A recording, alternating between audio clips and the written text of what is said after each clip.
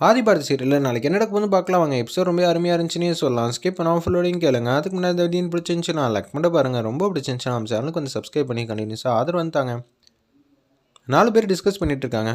ஆதி, பாரதி, லலிதா, கேசவ் எல்லோரும் வந்து உட்காந்து பேசிகிட்டு இருக்கப்ப என்னால் நிச்சயம் வந்து இவரெல்லாம் ஏற்றுக்கவே முடியாது. எங்கள் வீட்டில் எம்டியை தான் கல்யாணம் பண்ணிப்பேங்கிற மாதிரி சொல்லி வச்சுருந்தப்ப இப்போ பிஏன்னு சொன்னால் எப்படி ஒத்துப்பாங்க?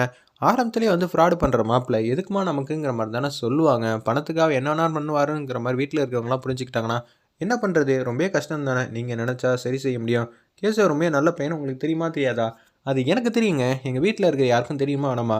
சரி அப்போனா கேசவ் வேணாங்கிறீங்களா? அது எப்படி வேணான்னு சொல்ல முடியும்? என் மனசில் கேசவை தவிர வேறு எந்த பையனுக்கும் இடமே இல்லைங்கிற மாதிரி அதடியாக வந்து லலிதா வந்து சொல்லிடுறாங்க. அப்பாடா நல்லவனே வெளியில் வாடா அப்படின்னு சொல்லும்போது டிக்கியை திறந்துட்டு மாதம் வெளில வராங்க. அந்த இடத்துல நம்ம கேசவ், நீ இவ்வளோ நேரம் இங்கே தான் இருந்தியா? உன் மூஞ்சியை பார்த்தாலே எனக்கு கடுப்பாக இருக்குன்னு சொல்லி கோச்சிட்டு போகிறாங்க. ஆதி வந்து லைட்டாக கடுப்பாயிட்டாங்க. இவ்வளோ நேரம் நீங்கள் என்ன சொன்னீங்க? பிடிக்கலன்னு சொன்னாலும் கேசவ தர என் மனசில் வேறு யாருக்கும் இடம் இல்லைன்னு சொன்னீங்களா இல்லையா? சொன்னந்தான், இல்லைன்னு சொல்லவே இல்லை. ஆனால் அதுக்குன்னு எல்லா நேரத்திலும் நான் இதே மாதிரி பண்ணிகிட்டு இருப்பேன்னு சொல்ல முடியாதுல்ல. எனக்கு கோவமாக வருது அப்படின்னு சொல்கிறாங்க. அந்த இடத்துல என்னது கோவமாக வருதா? யாருங்க நீங்கள்? முதல்ல எதுக்காக மாற்றி மாற்றி பேசிக்கிட்டே இருக்கீங்க? இப்போ நீங்கள் என்ன சொல்ல போகிறீங்க? ஏய் நான் பாவம் இல்லையா? நான் வந்து உனக்காக எதை வேணாலும் இழக்க தயாராக இருக்கேன் அப்படின்னு சொல்கிறாங்க அந்த இடத்துல கேசவ்.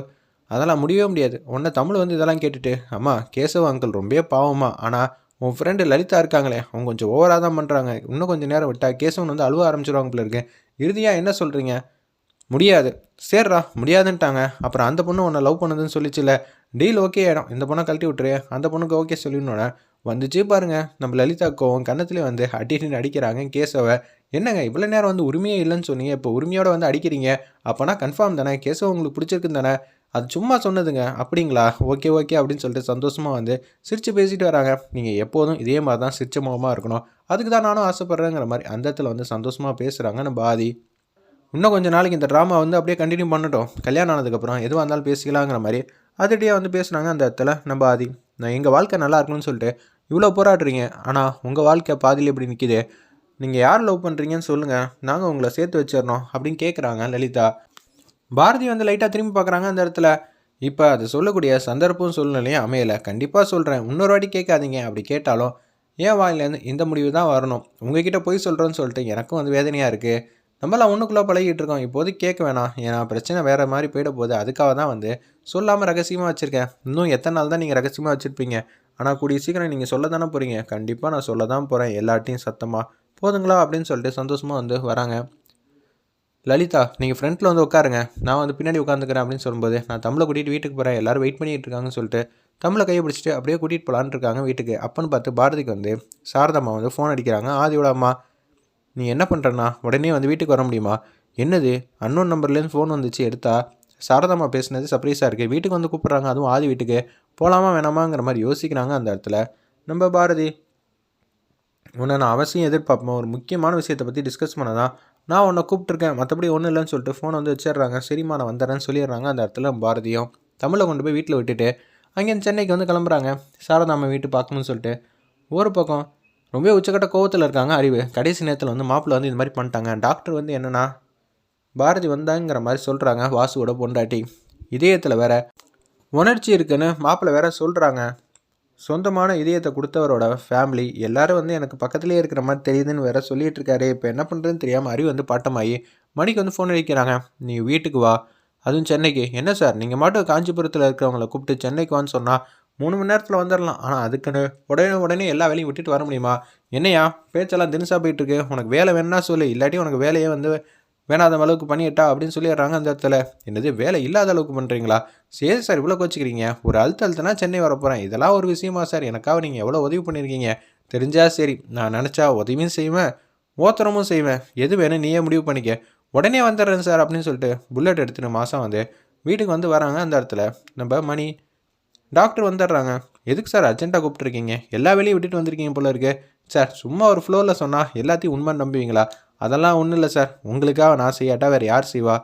டேய் பாரதிங்கிறது யாரா அப்படின்னு சொல்லி கேட்குறாங்க. சார் என்ன சார், வாசுவோட பொண்டாட்டி தான் பாரதி, உங்களுக்கு எப்படி சார் அந்த பேரெல்லாம் தெரியும்? மணி வந்து ஷாக் ஆகி கேட்குறாங்க. டாக்டர் வந்துடுறாங்க. டாக்டர் நீங்களே சொல்லுங்கள், நான் தான் சொன்னல, இவர் தான் வந்து வாசுவோட மனைவி வந்து பார்த்தாங்களாம் கல்யாண மண்டபத்தில். பாரதி வந்து நினச்சிக்கிட்டே இருக்காருன்னு தான் நினைக்கிறேன். நம்ம ஆதி எனக்கு என்ன பண்ணணும் எது பண்ணணும் சுத்தமாக தெரியவே இல்லை. இந்த விஷயத்தை வேறு மாதிரி தான் ஹேண்டில் பண்ணுமோன்னு நினைக்கிறேன்னு சொல்லி ரொம்ப கோவமாக வந்து அறிவு வந்து பேசிகிட்டு இருக்காங்க. பாரதியெல்லாம் வரலாம் வாய்ப்பே இல்லைங்கிற மாதிரி தான் அறிவு வந்து பேசுகிறாங்க அந்த இடத்துல. அப்போன்னு பார்த்து வந்திருக்காங்களா இல்லையான்னு டாக்டர் வந்து ஆணித்தனமாக வந்து சத்தியங்கிற மாதிரி சொல்கிறாங்க. ஏன்னா இந்த விஷயம் கூடிய சீக்கிரம் லீக் ஆச்சுன்னா என்னோடய வேலைக்கு ஆப்பாயிடும். அப்புறம் எல்லாருக்கும் வந்து மிகப்பெரிய பிரச்சனையாயிடும். ஏன்னா வாசு வந்து உயிரோடு இருக்கும்போது தானே நம்ம இது மாதிரிலாம் எடுத்தோம் அப்படின்னு சொல்கிறாங்க அந்த இடத்துல. வேறு வழியே இல்லை, ஏதாவது ஒன்று மூடி மறைச்சி தான் ஆகணுங்கிற மாதிரி யோசிச்சுட்டு இருக்காங்க அந்த இடத்துல. நம்ம டாக்டரும் அறிவு இந்தாங்க பென்ட்ரைவ், இந்த பென்ட்ரைவோட ஆதாரத்தை வச்சு பார்த்து இருக்காங்களா இல்லையான்னு தெரிஞ்சுக்கலாம் அப்படின்னு அதிரடியாக வந்து பேசுகிறாங்க அந்த இடத்துல. நம்ம அறிவு அப்பன்னு பார்த்து மாதம் அவங்க பொண்ணு வராங்க. அப்பா என்னப்பா பென்ட்ரைவ் வச்சுருக்க, உன்னோட கல்யாண வீடியோ ஃபோட்டோ தான்மா, மற்றபடி ஒன்றும் இல்லை அப்படின்னு சொல்லும்போது கொடுங்கப்பா அப்படின்னு சொல்லி அந்த பென்ட்ரைவ் கீழே தரையில் போட்டு அப்படியே செருப்பு வச்சு செமையாக மிதித்து உடச்சி எரிஞ்சிட்டாங்க. அது ஒரு கல்யாணம், அதுக்கு வீடியோ கவரேஜ் வேறு எடுத்து சந்தோஷமாக வேறு பார்க்குறியா, அட போப்பா அப்படின்னு சொல்லிட்டு போகிறாங்க. இருந்த ஒரு ஆதாரமும் போயிடுச்சு, இப்போ என்ன பண்ணுறதுன்னு தெரிலங்கிற மாதிரி பேரதிர்ச்சியாக இருக்காங்க. டாக்டர் வந்து கண்டிப்பாக பாரதியை பார்த்தேன்னு சொல்கிறாங்க. நீ என்றானா என்ன சொல்கிற, கல்யாணத்துக்கு தான் போகிறேன்னு சொல்லிட்டு போனா அது எப்படி சார், இந்த உலகத்திலே வந்து உங்கள் வீட்டு கல்யாணத்துக்கு தான் தேடி வந்து பாரதி வந்து வருவாளா, வந்தேன்னு சொல்கிறேன் ஆனால் நம்பலன்னு வச்சுக்கோங்களேன், அப்புறம் பெரிய பிரச்சனை வில்லங்கள்லாம் சந்திக்க போகிறது நம்ம தான். எனக்கு மிகப்பெரிய ஆப்பாக இருக்கும், உங்களுக்கு உதவி செஞ்ச பாவத்துக்கு என்னாலலாம் தண்டனையெல்லாம் அனுபவிக்க முடியாது, பார்த்துக்கோங்க அப்படின்னு சொல்லி மருத்துவர் வந்து ரொம்ப பயப்படுறாங்க. டேய் என்னடா நினச்சிட்டு இருக்கீங்க, உங்கள் வீட்டில் இன்னொரு வாட்டி அந்த பொண்ணும் மாப்பிள்ளையும் சந்திக்காத அளவு இருக்கணும், சந்திச்சாங்கன்னு வச்சுக்கிங்க நான் என்ன செய்வேன்னு தெரியாது, பாரதி வந்து பத்திரமா அமுச்சு வச்சுருவேங்கிற மாதிரி அறிவு வந்து பேசுகிறாங்க. நான் எது வந்தாலும் செய்வேன்ல, ஃபேமிலிக்கு ஒன்றுனா பணத்தை கொடுத்து சரி பண்ண பார்ப்பேன், அதே ஃபேமிலிக்கு ஒரு பிரச்சனைன்னு வந்துருச்சுன்னு வச்சுக்கிங்க அப்புறம் அவ்வளோதான், யார் என்ன இதெல்லாம் பார்க்கவே மாட்டேன். சார் வாசுன்னு ஒருத்தர் இருந்தார்ல, அவரோட தானே எடுத்து வச்சோம், அவரோட மனைவிக்கும் வாசுவோட தம்பிக்கும் தான் கல்யாணம் வந்து ஃபிக்ஸ் பண்ணியிருக்காங்க ஒரு வாரத்துக்குள்ளே. நான் சொந்த பந்தன் கூட வந்து யோசிக்காமல் உங்களுக்காக வந்து ஃபேவராக வந்து பண்ணி முடிச்சோம்ல, அதுவும் 50 லட்ச ரூபா பணத்தை வந்து கொடுத்தீங்க. அப்படி இருக்கும்போது டேய் அதுக்கப்புறம் நீ பணம் வாங்கலையா, சரி சார் ஏதோ எனக்கு தேவைக்கு நான் வாங்கினேன், இருக்கப்பட்டவங்கள்ட்ட தானே சார் கேட்க முடியும், அதெல்லாம் பிரச்சனை இல்லை, எவ்வளோ வேணான்னு வாங்கிக்க, அவங்க 2 பேரையும் கல்யாணம் பண்ணி வச்சுட்டு வெளிநாட்டுக்கு வேலையை வந்து அனுப்பிச்சி வச்சுரு, சரியா, வேலை வேணும் ரெடி பண்ணணும்னாலும் சொல்லு, நானே ரெடி பண்ணி கொடுத்துட்றேன், நல்ல சம்பளத்திலேயே ரெடி பண்ணி கொடுத்துடலாம், ஆனால் இந்தியாவுக்கு திருப்பி வரவே கூடாது அப்படின்னு சொல்கிறாங்க. சரி சார் அதே மாதிரி சிறப்பாக வந்து செஞ்சிடலாம், எந்த பிரச்சனையும் இல்லைங்கிற மாதிரி அதடியாக வந்து பேசுகிறாங்க அந்த இடத்துல. நம்ம மணி உடனே வந்து 50,000 ரூபா பணத்தை எடுத்து கொடுக்குறாங்க. பணம் கொடுத்துட்டீங்களே, இனிமேட்டு என்னோடய விசுவாசத்தை மட்டும் பொறுத்து இருந்து பாருங்கன்னு சொல்லி கீழே இறங்கி வராங்க. பாரதி வந்து அவங்க அம்மாட்ட வந்து பேசிகிட்டு இருக்காங்க. சாரதா அம்மாட்ட காஃபியெல்லாம் கொடுத்து வெல்கம் பண்ணுறாங்க. அம்மா திடீர்னு வர சொல்லியிருக்கீங்களே, என்ன வித்தியாசம், எனக்கு காஃபியெல்லாம் ஒன்றும் வேணாம், கூப்பிட்டீங்களே அப்படின்னு சொல்லி பேச்ச ஆரம்பிக்கிறாங்க. எனக்கு பாரதி, நான் உங்ககிட்ட ஒரு முக்கியமான விஷயம் வந்து பேசணும். என் பையன் எந்த பொண்ணை லவ் பண்ணுறான்னு கூடிய சீக்கிரம் கண்டுபிடிச்சி சொல்ல முடியுமா, எதுவும் நீ நினச்சா மட்டும்தான் முடியும், ஏன்னா உங்ககிட்ட தான் அவன் கொஞ்சம் சகஜமாக வந்து பேசுகிறான், அதுக்காக தான் கேட்குறேன்னு சொன்னோன்னே எனக்கு கொஞ்சம் நாள் அவகாசம் தாங்க, நான் கண்டுபிடிச்சி கொடுத்துட்றேங்கிற மாதிரி பாரதி வந்து வாக்குறுதி கொடுக்குறாங்க. நீ சொன்னதுக்கப்புறம் தான் எனக்கு மனசுக்கு நிறைவாக இருக்குது. மணியும் அறிவும் காமனாக வந்து மாடிப்படியில் இறங்கி வந்துக்கிட்டே இருக்காங்க அந்த இடத்துல. அப்போன்னு பார்த்து 2 பேரும் ரீச் ஆக வேண்டிய நேரத்தில் பார்க்க வேண்டிய தருணம் வந்துருச்சு நம்ம பாரதியை. அப்போன்னு பார்த்து சாரதாம்மா வந்து பாரதி வந்து ஹோல்டு பண்ணி கூப்பிட்டதுனால ஜஸ்ட்டு மிஸ்ஸில் வந்து தப்பிச்சிட்டாங்க. மணி மாட்டுக்கு வந்து கேஷுவலாக வந்து வெளியில் வந்து போயிட்டாங்க.